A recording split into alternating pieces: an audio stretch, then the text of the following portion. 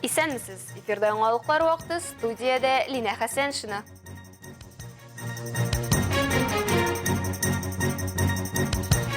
Районыбыз 100 яшәре гасырлык юбилее белән котлаулар кабул итә.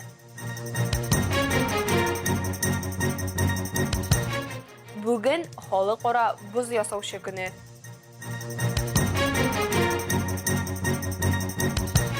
Әлмәтлеләрне кумирлар аша сәламәт тормыш рәвешенә якынайталар.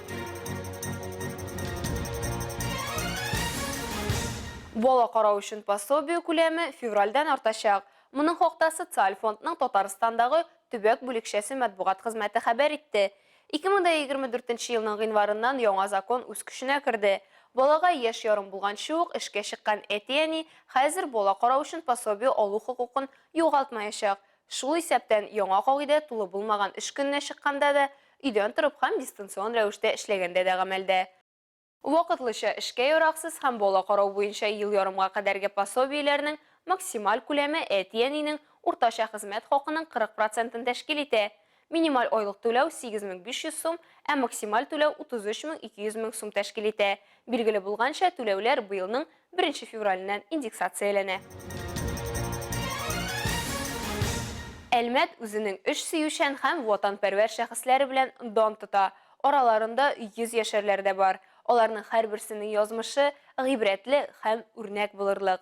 Нолинка авылында яшәүче Анна Ивановна Семенова үзенең гасырлык юбилеен билгеләп үтте. Мондый мөһим вакыйганы Анна Семенова якыннары шулай ук хөрмәтле кунаклар арасында каршы алды. Алар арасында Әлмәт ветераннар советы, 7-нче территориаль иҗтимагый совет вәкилләре һәм юбиляр лаеклы ялга чыккан предприятие хезмәткәрләре бар иде. Алар Анна Семеновага матур теләкләр теләделәр. Аңа Россия Федерациясе президенты һәм Татарстан Республикасы рәисенең котлау хатларын тапшырдылар. Анна Ивановна Кителга авылында күп балалы гаиләдә туган. Бөек Ватан сугышы елларында төрле эшләрдә эшли, тракторчы һөнәрен үзләштерә. 21 яшендә кияүгә чыгып, ире белән бергә 77 ел яшиләр, 4 бала тәрбиялиләр. Бүген иң кыйммәтле байлык дип 7 оныгын һәм 6 онык-чыгын саный. Я, например, выросла в благополучной семье, где всегда был лад и мир, и никогда ничего, никаких споров. Поэтому и мама такая спокойная у нас. Вот поэтому, наверное, в силу ее характера они с папой очень дружно жили. Я всегда, даже иногда людям говорила, да нет, не таких родителей, какие у меня родители. Очень хорошие, мы довольны. Һәрбер боз аренасында барлык игътибар гадәттә спортчыларга юнәлтелгән. Әмма уңышлы чыгыш өчен аларның осталыгы гына түгел, ә яхшы шартлар да булуы мөһим. Фигурачыларның чыгышы, хоккейчыларның уены никадәр уңышлы булуы шул исәптән бозның сыйфатына да бәйле. Ә аның өчен еш кына күләгәдә калучы боз җитештерүчеләр җаваплы. Бүген халыкара боз ясаучы көне билгеләп үтелә. Һөнәри бәйрәмнәрендә Әлмәт белгечләре үзләренең эшләре турында җентекләбрәк сөйләде.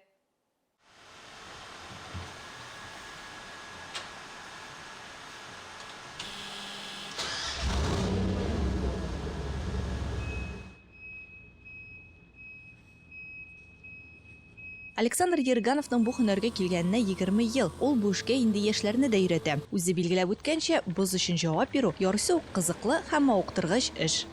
Это удовольствие, потому что здесь однообразной работы нету, всегда разные работы. Каждый день практически что-нибудь другое, что-то новенькое. Вот эти игры нас развлекают. Это уже я ни одну игру в жизни не пропустил, на все игры хожу. Боз өчен җавап бирүчеләрнең төп бурычы хоккей мәйданы өслегенең сыйфатын саклау. Соңгы 10 елда бозны тутыру технологиясе бер урында тормый, модернизацияләнә һәм яхшыра. Но подготовка заключной машины начинается с заполнением 2 емкостей. Это горячая и холодная вода. Выезжаем на лед, отпускаем гидравлическую подвеску, где установлен горизонтальный и вертикальный шнек для подачи срезанного льда в бункер. Также червячный механизм регулирует высоту ножа, которую именно непосредственно надо срезать. Салкын су боз тишекләрен чистарта, ә кайнар су боз катламының тигез өслеген барлыкка китерә. Стандарт уен корты бер машина белән 7 минут эчендә эшкәртелә. Татнефть компаниясе ярдәме белән яңа сезонда камилләштерелгән тагын бер машина сатып алына. Боз җитештерүчеләрнең эшендә барлык факторлар да мөһим. Бу вакыт, температура, су һәм боз калынлыгы. Бозның иң яхшы халәте, әлбәттә, команда эше ярдәмендә ирешелә. Но у ремонтировщиков тоже очень тяжелые работы. Это вот он подбирает все, что мы оставляем, или дырки, и он все поглаживает, подливает, замазывает. У них тоже тяжелая очень работа у ремонтировщиков. И то, что качество льда не только от водителя зависит, но и от ремонтировщиков. И от холодильщиков. То, что надо держать правильную температуру, чтобы лед был хороший на игре. Бүген барлык спортчылар, тренер һәм боз спорт төрләрен яратучылар боз өчен җавап бирүчеләрне һөнәри бәйрәмнәре белән котлый һәм бу кешеләрнең спорт җиңүләренә керткән өлешләре өчен рәхмәт әйтә алалар.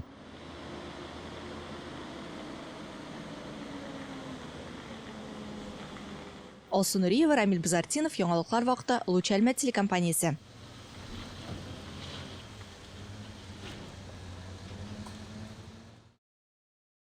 Бүген Татарстанда 11820 заманча спорт құрылмасы эшли. Олар арасында 56 боз сарайы, 293 yüзу бассейны һәм 21 футбол манежы. Бу хакта Республиканың спорт министрлыгы коллегиясенең киңәйтелгән утырышында сүз барды. Бүген 62% Татарстанлы спорт белән шөгыльләнә. 5 ел эчендә бу күрсәткеч 5%-ка арткан дип белгечләр. Мәктәп укучылары өчен волейбол, баскетбол, футбол һәм тек регби лигалары, күнтуп һәм алтын алка турнирлары уза. 1400-гә якын мәктәп спорт клублары гамәлдә. Студентларның 11 спорт клубы эшли, 23 спорт төре буенча югары уку йортлары спартакиадалары, 6 спорт төре буенча 9 студентлар лигасы уза. 2023 ел нәтиҗәләре буенча 1 миллион татарстанлы ГТО нормативын тапшырган. Бу республикада яшәүче һәр 4нче кеше дигән сүз. Профессиональ спортка килгәндә республикада 139 спорт төре үсештә. Шуларның 79 буенча 162 спорт мәктәбендә 93,17 мең кеше шөгыльләнә. Узган ел нәтиҗәләре буенча 953 татарстанлы Россия җыелма командасы составына керә. Шуларның 461-е олимпия спорт төрләре буенча. Колабызда да спорт актив үсештә. Моның өчен мөмкинлекләрне тудыручылар нефтчеләр. Татнефть компаниясе һәм Хәйрия фонды ярдәме белән колабызга еш танылган спортчылар килә. Яшь буын үрнәк алырдай шәхесләр белән очраша, аралаша ала. Шундый остаханәләрнең чираттагысы баскетбол буенча үтте. Дистә еллар элек колабызда баскетболны үстерә башлаган кешеләр, яшь буынны тәрбияләүче, укытучы һәм тренерлар, мәктәп укучылары, Алабуга, Лениногорск һәм башка шәһәрләрдән килгән кунаклар. Берәүләр «Движение вверх» нәфис фильмын тәүге тапкыр карарга килгән. Икенчеләр ничә буынның кумиры булган Иван Едешканы күрергә тели. Һәр көн андый кешеләр безгә килмиләр кунакка. Без ул кешене бик нык көттек. Кайчан безгә әйттеләр, что ул килә, без малайлар белән сразу сорап билетлар алдык и килдек бүген карарга. Кызык булачак белән сөйләшергә, фотка төшергә. Пришел, чтобы на Ивана Ивановича Едешко посмотреть и сфоткаться с ним, и учеников своих позвал. Менә берничә сорау бирергә теләк бар, әгәр дә булса инде. Андый кешеләр хәзер сирәк калды, булар андый бу легендар кешеләр бит инде.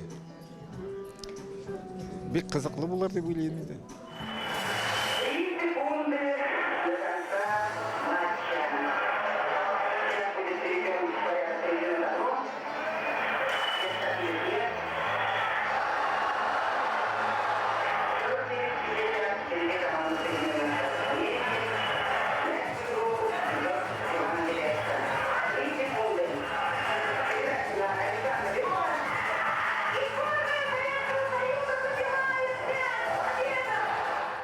Әлеге шәхес белән күрешү, аралашу, ул алып килгән документаль фильмны да карау мөмкинлеге өчен тамашачылар Татнефть компаниясенә рәхмәтле.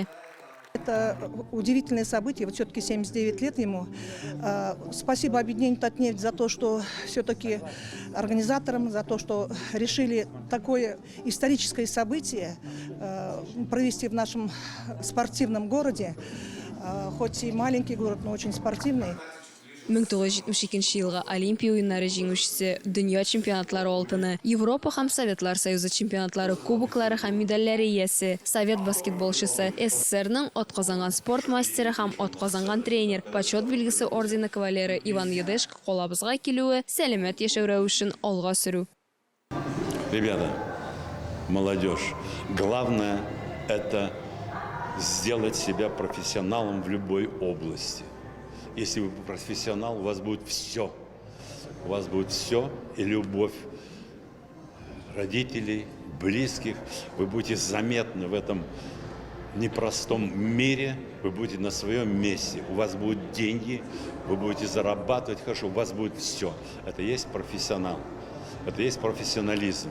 А профессионализм поможет действительно занятия физкультурным и спортом. Гаилә елы дип игълан ителгән 2024 елда мондый масштаблы спорт вакыйгаларының хәвәскәр спортка һәм яшь егетләргә ярдәм итәргә, аларның әти-әниләрен инде өлгергән спортчыларны рухландырырга стимул бирүен аңлау аеруча мөһим, ди оештыручылар. Это популяризация здорового образа жизни, это патриотического воспитания нашей молодежи. Сегодня отрадно наблюдать, что и зрители пришли именно со своими детьми. И я думаю, каждый для себя подчеркнет сегодня что-то полезное и уйдут, конечно же, с положительными мыслями, с мыслями о здоровом образе жизни. И, конечно же, любим спорт. Всем здоровья! Спорт ул осталык югарылыгы, илнең беренчелеге өчен көрәш. Бу спортчыларның гына түгел, бөтен халыкның абруе икәнен бу ялларда һәркем аңлады. Берничә буын илебез халкының кумиры булган Олимпия уеннары чемпионы Иван Едешко максат куярга һәм бернигә карамастан аңа омтылырга, сәламәт яшәү рәвешен алып барырга, төп дошман буларак үз-үзеңне җиңеп чыгарга чакырды. 1972 елга Олимпиада алтын пас һәм Совет баскетболчыларының җиңүен күрергә мөмкинлек биргән «Движение вверх» фильмын караганнан соң, һәркем Иван Едешкага үзенең сорауларын бирә, фотога төшә һәм автограф ала алды. Татарстанда кыска вакытлы кар һәм бураннар атна ахырына кадәр дәвам итәчәк дип хәбәр итә республиканың Гидромет үзәге. Чираттагы циклонның атмосфер фронтлары безнең районнарга кар рәвешендә шактый явым-төшем китерәчәк. Дымлы кар, бураннар һәм көчле җил фаразлана. Юлларда бозлавык, кар өемнәре булу ихтимал. Шуңа бәйле рәвештә Россия гадәттән тыш хәлләр министрлыгының Татарстан буенча баш идарәсе матбугат хезмәте начар һава торышы вакытында төп иминлек чаралары турында искә төшерә. Машина йөртүчеләргә тизлек режимын үтәргә, кискен маневрлар ясау һәм кинәт тормозга басудан сакланырга, дөрес аралык калдырып йөрергә кирәк. Юл өслеген исәпкә алып хәрәкәт итү зарур.